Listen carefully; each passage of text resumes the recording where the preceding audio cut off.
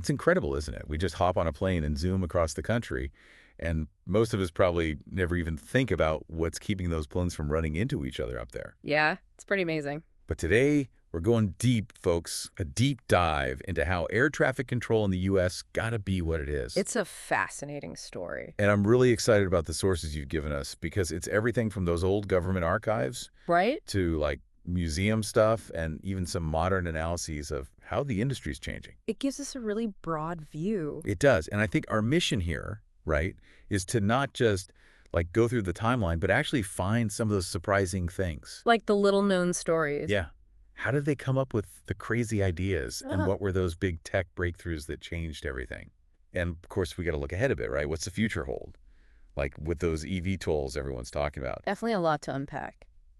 To start, I want to paint you a picture. Yeah. Okay. It's 1929, St. Louis, and we've got this guy, Archie League, Who many consider the first air traffic controller. right there, sitting in, well, what looks like a folding chair. Oh, that's what we've got to hear. And next to him, there's a wheelbarrow. A wheelbarrow. What for? It wasn't for luggage, that's for sure. I wouldn't think so. It held his tools of the trade, 2 flags, Wow. red for hold and checkered for go. That was it. That's how they did it. I know, right? It sounds so, I don't know, almost cute in a way. From our perspective, yeah. But even back then, even with way fewer planes, it was already clear that just looking out and seeing other planes, those visual flight rules, weren't going to cut it. Makes sense as soon as you've got more than a handful of planes up there. And get this, the airlines, they actually tried to handle their own traffic at first. No kidding? Yeah, we found some stuff in the Air and Space Museum archives about that. Interesting. But then this terrible accident happened in 1935. Senator Bronson Cutting was involved. A real wake-up call, I imagine. It was, because it showed how dangerous it was for each airline to just do their own thing. So a nationwide system was clearly needed. And that's where the radio comes in. 1930, Cleveland Airport, they get the first radio-equipped control tower. Wow, so that's a big jump from flags. Huge. Both the FAA history and museum sources, they all say this was a turning point. I can see why, being able to talk in real time. Yeah, coordination went way up, safety improved, it was a big deal. From flags and wheelbarrows to radios, what a shift. And then, bam, World War II hits. Oh, yeah, that changes everything. Suddenly the skies are full of military planes. And they needed a system that could handle it. Exactly. The FAA history says they went from 15 to 27 air traffic control centers, like almost overnight. Just to cope with all those flights. And I love the photos from that time. You see women and military personnel running these control centers. Shows how the war really changed who was doing these jobs. Yeah. But speaking of big changes, we got to talk about radar. Oh, absolutely, a game changer. It was the British who developed it, right, for defense. But after the war, the U.S., they saw how useful it could be for keeping civilian flights safe. Makes sense, seeing where all the planes are. The FAA history does a great job explaining that whole shift. And to think, it started with just like blips on a screen. Right, but then it gets so much more sophisticated over time. Oh, yeah, all sorts of ways to use it. And you know what I found in the FAA archives? It's kind of funny. What's that? They used to call the things they used to mark planes on the radar screens shrimp boats.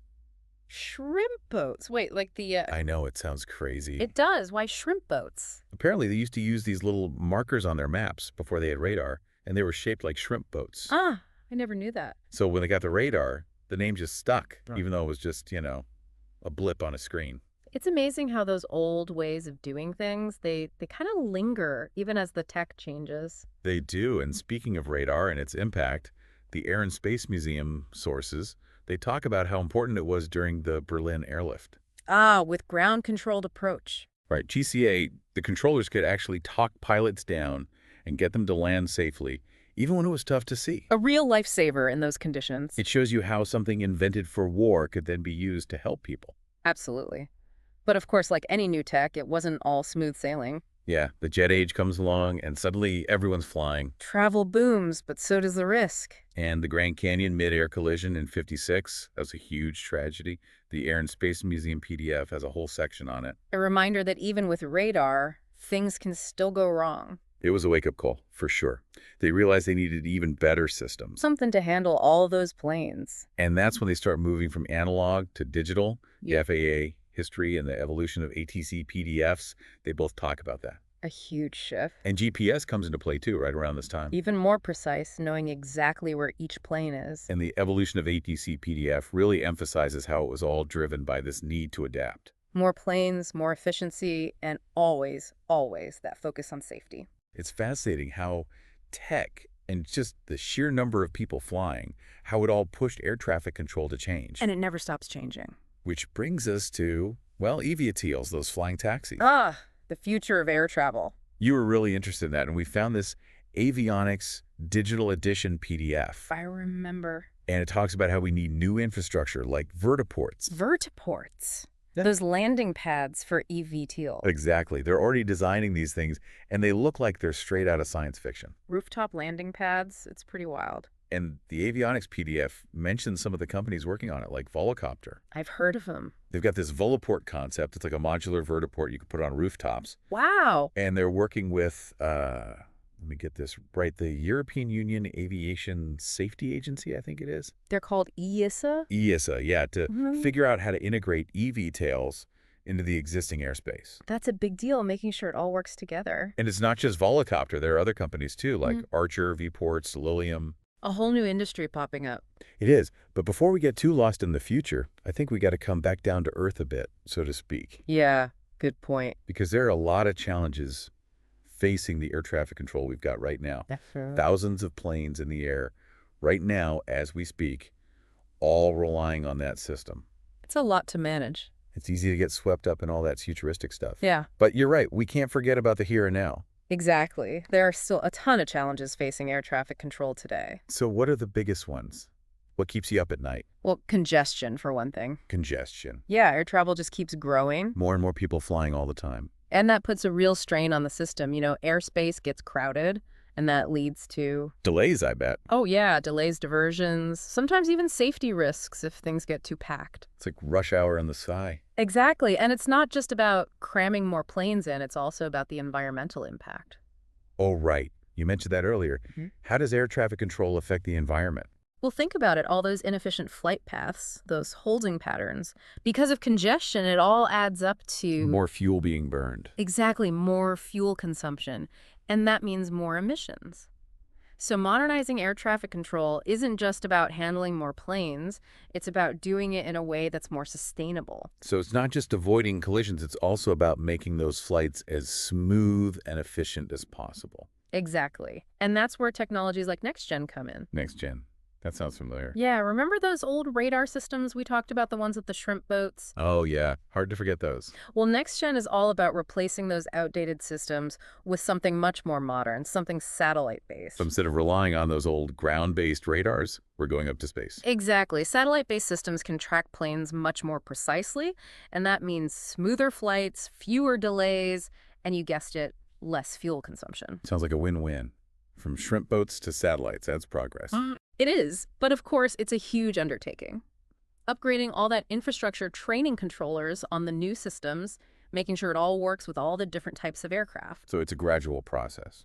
It is, but it's already making a difference. And it's laying the groundwork for even bigger changes down the road. Like managing all those eVTOLs and drones we were talking about earlier. Exactly. NextGen is creating a more digital, more integrated airspace. And that's essential for the future of autonomous flight. So it's like NextGen is the foundation, and then we need to build on top of that to handle all the new stuff. Precisely.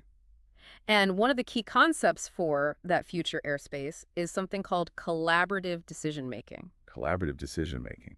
That sounds kind of jargony. What does that actually mean?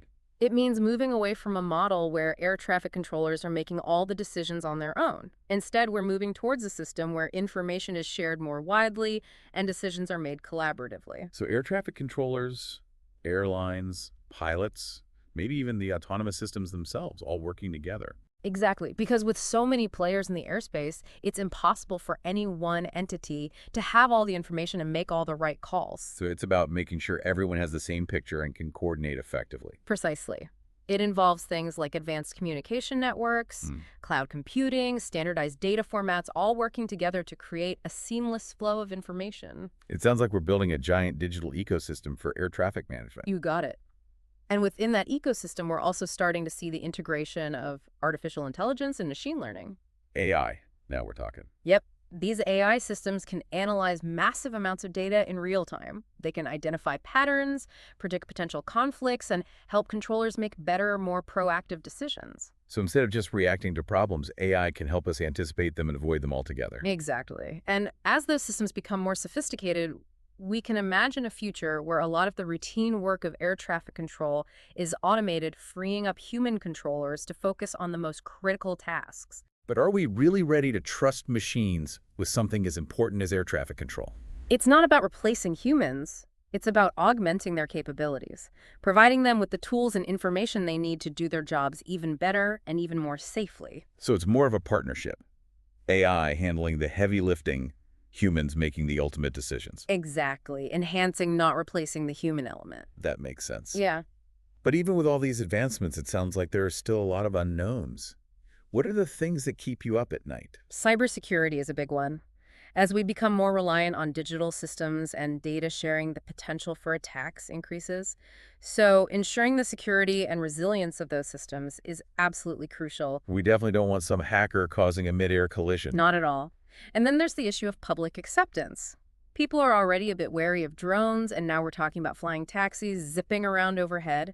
Building trust and ensuring public safety will be essential for these technologies to succeed. So it's not just about the technology itself, it's about making sure people feel comfortable with it.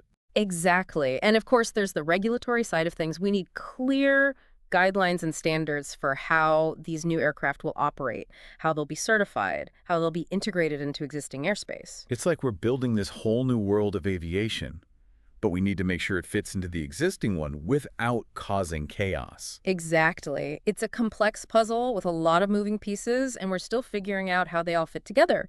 But that's what makes this field so exciting. It really is. We're on the cusp of something truly revolutionary in aviation. It's both exhilarating and a bit daunting. Absolutely.